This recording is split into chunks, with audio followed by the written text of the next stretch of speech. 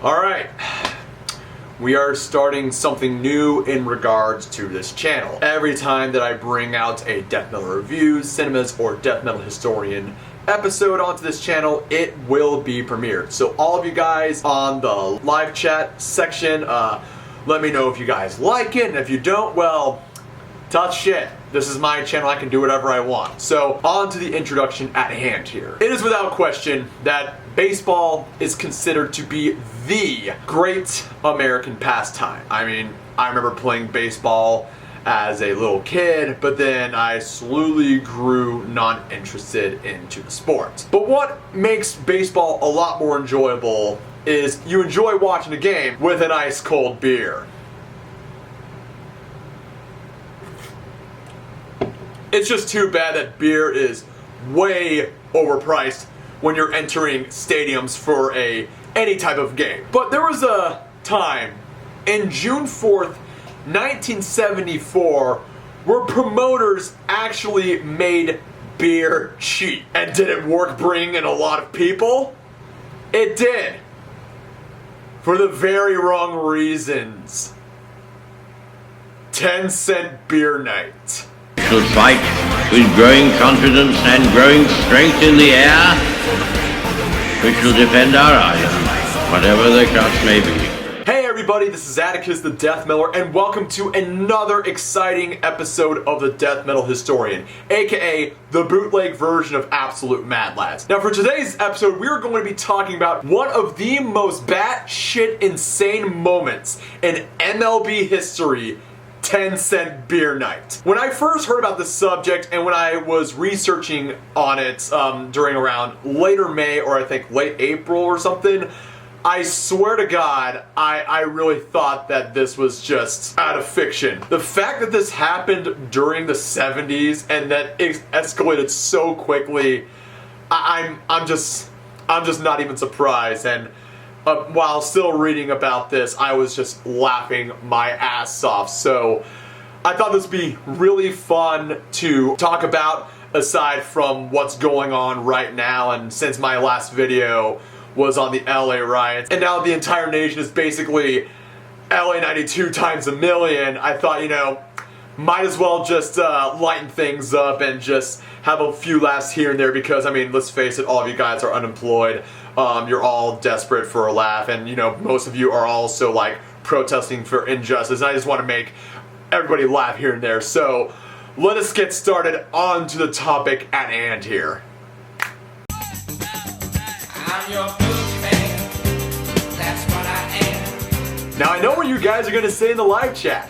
Atticus the Death Metaler, how did 10-cent beer night quickly got out of control? Well, my dear viewers, it was caused by a lot of things in the 1970s. Oh yes, the good old 1970s. The US finally left Vietnam, women's rights was making a swing, Watergate, environmental movements, disco, rock and roll, and serial killers were all the rage during the 70s. 6 days earlier, before 10 cents a beer night, the Cleveland Indians got into a brawl with their opponents, the Texas Rangers, due to a lot of shit going on with both of the teams. During this time, the Cleveland Indians were an absolute shite baseball team, and it was decided that their next game would be hosted in their home turf in Cleveland, Ohio. Texas Rangers. That game included a bench-clearing brawl and Arlington fans throwing beer and food at our Indians. Cleveland in the early 1970s was a shit place to live in. With the years leading up to 1974, over 600 factories were shut down, leaving a lot of jobs lost and a fuck ton of unemployment. I mean, like, there's a lot of unemployment going on right now, but still, this was a big deal back then. And where you have a lot of workers unemployed, a lot of them resort to crime and drugs. And if things didn't get a lot worse for the city, the Cuyahoga River that was in the city of Cleveland was burning. Literally burning due to the mass pollution of the factories. Like, look it up. So the stage was set. 600 factories are shut down. You have massive unemployment, poverty and crime that is plaguing the city, and a river literally on fire, and baseball fans getting pumped up for a team that was the laughingstock of the MLB at that time. So with the toxic environment going on, promoters decided to do an idea. 6 days later, June 4th, 1974, there'd be a magical convergence of forces that would draw fans who wanted to stick it to Martin and the Rangers. 10-cent beer night. Make beer 10 cents. What could possibly go wrong? Actually, a lot of things went terribly wrong.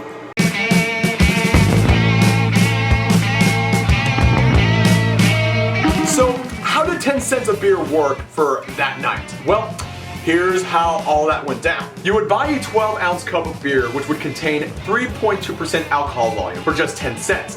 Back then, it would cost over 65 cents. But as of right now, post-Corona times, when you had to buy beer at a game, they were pretty expensive as fuck. I can absolutely confirm that because after I did my run at the Best Damn Race, I literally had to pay $40-something for a can of Heineken. Yeah, I think they overpriced the beer because of what happened on that night. The limit to buy beer was 6 beers per purchase, but with no limit on the number of purchases made during the game. And if that wasn't enough, this was the 70s. Not only people drinking the beer were unemployed factory workers, but also teenagers. A lot of them 18-year-olds. Yes, this was the 70s back then. Back then, when you were 18, you were legally able to purchase a 6-pack of Budweiser back then. Oh my, how things changed quickly around in 1979. So in a sense, did promoting the idea for 10 cents of beer work? Yes. Yes, it did, because over 25,000 people attended the game, consisting of over unemployed factory workers, as well as 18-year-old kids wanting a good excuse to get absolutely plastered.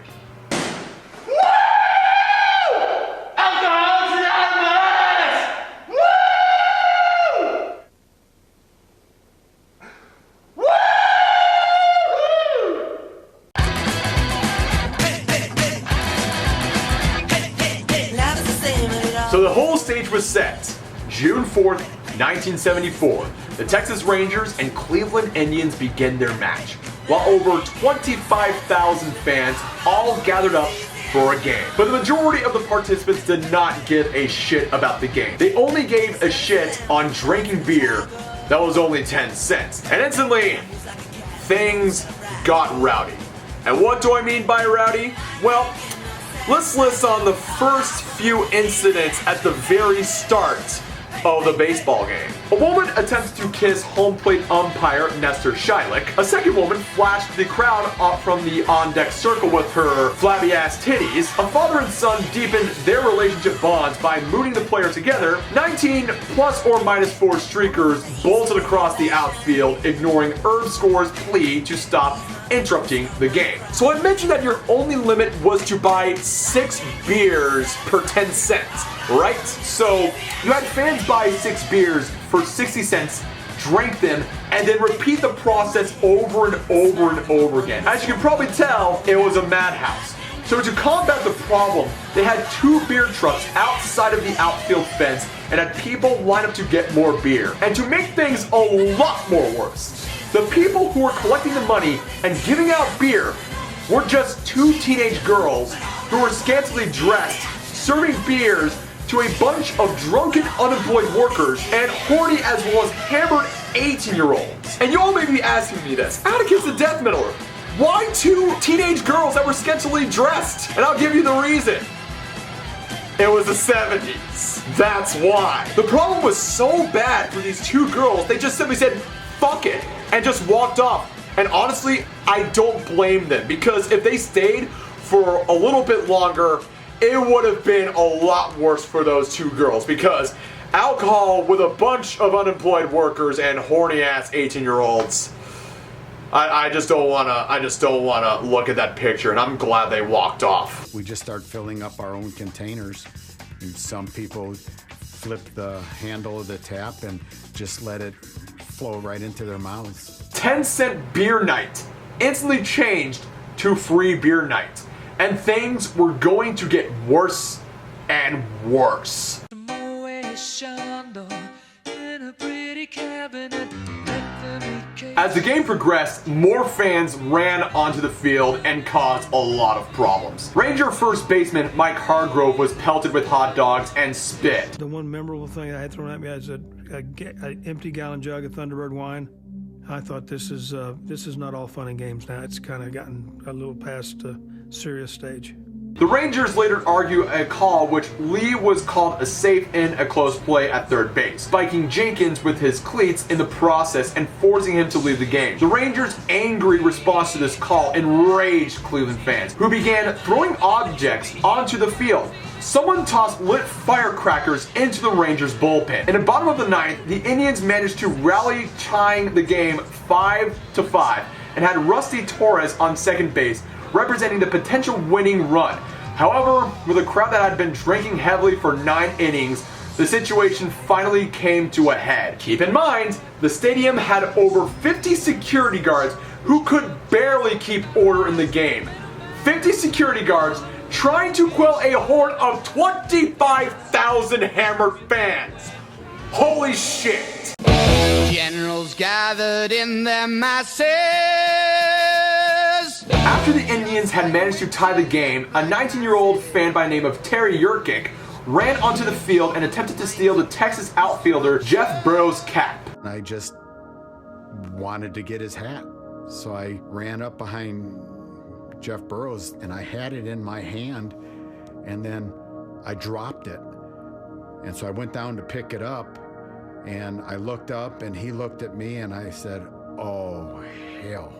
He kicked me right in the thigh, and he stumbled and fell down from the kick. Texas manager Billy Martin charged onto the field with his players right behind, some wielding baseball bats. Had been knocked down, and so he gets a bat and says, "Boys, let's go get him." And a large number of intoxicated fans, some armed with knives, chains, and clubs, fashioned from portions of stadium seats had been torn apart, surged onto the field and began to have a brawl with the Texas Rangers.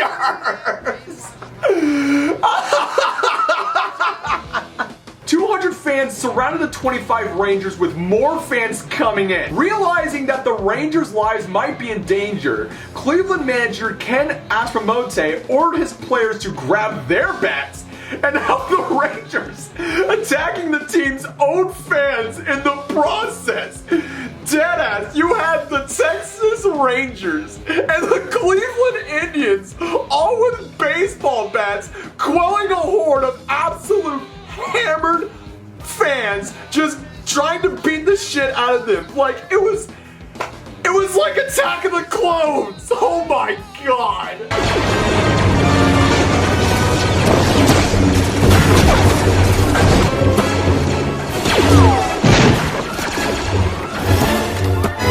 Riders began throwing steel-folded chairs, and Cleveland relief pitcher Tom Hagendorf was hit in the head by one of them. Hargrove, after subduing one rider in a fistfight, had to fight another on his way back to the Texas dugout. The two teams retreated off the field through the dugouts in groups, with players protecting each other. All this was going on while the organist, and I shit you not, the organist was playing "Take Me Out to the Ball Game" while this was going on.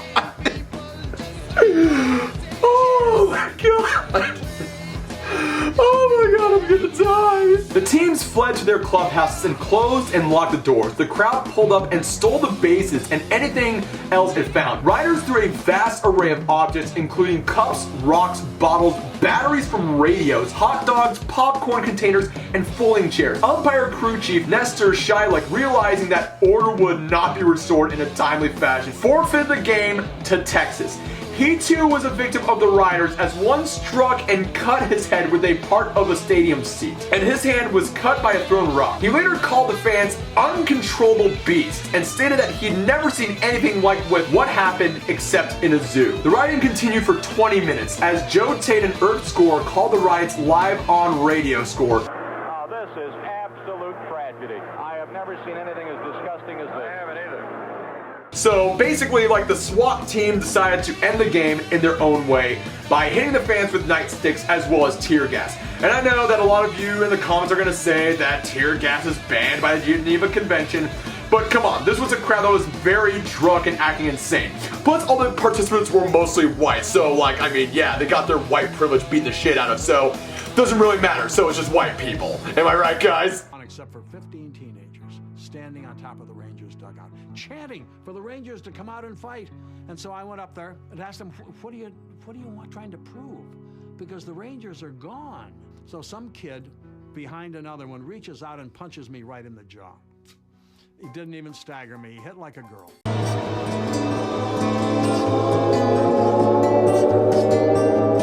Now, usually with a death metal historian episode, I like to end off this episode with, you know, the legacy or something. But there's just like a few things that are just left to be discussed onto this event. And I know this is a pretty short episode, but this is basically what I have left to offer when it came to the conclusion of 10 Cent Beer Night. Terry Yurkic, the kid that started a huge full-scale riot, actually grew up and even became Citizen of the Year in 2000. He is currently a machinist in his mid to late 50s and is living a pretty good life despite the pandemic. As for the missing bases that the fans sold the game, still to this day they have never been found. And part of me wishes that like some Gen Z kids are rummaging through their boomer dad or boomer grandfather's basement and they come across like one of the bases from that 10 Cent Beer Night game. Like, Dad, why is there a fucking, base in our basement? 10 Cent Beer Night resulted in a total of 60,000 beers consumed, 19 streakers, 7 emergency room worthy injuries, and 9 arrests. So you would think that this turnout, that this whole event would be like, yeah, this is a pretty shitty idea, we should never do this again. Nah, I'm just kidding. This is Cleveland, man. They tried it again a month later. I love this town. I am not kidding. But this time they doubled up the security and made sure that things would not get too crazy. So that was pretty good. So conclusion of this video, what have we learned about 10 Cent Beer Night? You have to make your beer very fucking expensive for shit like this to never happen again. Now I know why. So what you guys think about this topic? Did you think it was absolutely crazy? Do you have members of your family that partook in 10 Cent Beer Night in Cleveland? Do you like your city, Cleveland? Do you dislike your city, Cleveland? Leave it down in the comments below. And also, not to mention, I have a channel on my Discord server on the Death Metal Historian.